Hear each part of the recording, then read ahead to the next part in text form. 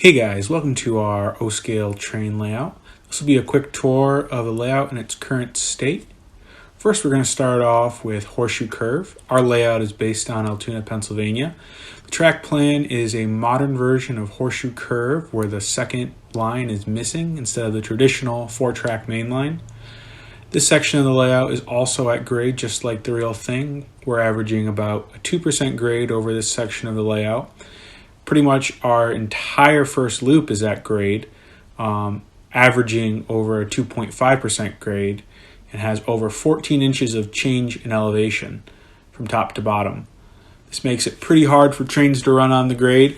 Most of our steam engines can pull about 10 cars. Any more than that, they tend to overheat and pop the transformers. Our diesels will tend to run a few more cars when we double head them. We're averaging more, so about 25 cars, but even then we will sometimes throw a third locomotive on there to help us across the grades. This is a set of NS SD70 M-2s. They have been weathered and converted over to Kadee couplers.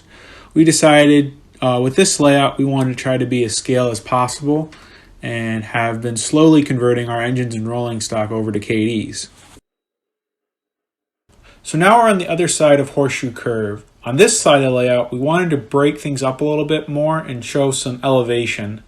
So line 3 actually breaks away from the other two lines and increases grade, while line 1 and 2 drop down. We also have a fourth loop of track that we plan to run a logging train on. Loop 4 will have a large bridge that crosses over top of the three lines.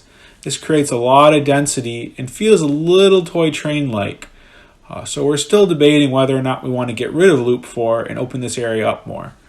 Now we're going to follow the Challenger along Horseshoe Curve to get us to the other side of the layout.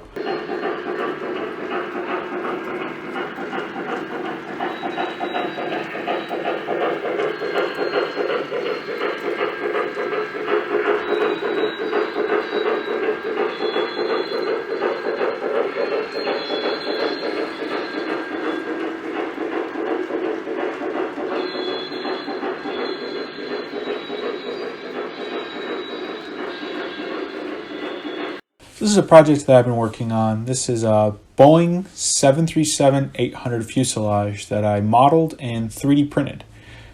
When I first saw this load, I knew I had to have one. I'd seen a lot of N-scale and HO modelers making this, but unfortunately nobody had really made it in O-scale. So I decided to take it upon myself to make my own. So I designed it myself in CAD and then 3D printed it out on my own 3D printer. It took about 7 days for the print to finish, but so far I'm pretty happy with the result. This is the far side of the layout. You can see the Challenger is now on the lower level of track where we plan to have our passenger station. The second loop of track on the inside is our reversing loop. This allows us to quietly change the directions of our trains. The reversing loop also allows us to access our hidden yard.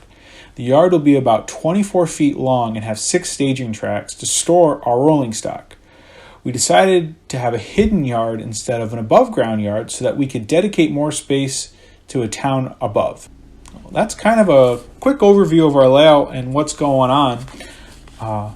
I'll leave you with some trains and hope you guys have a nice day.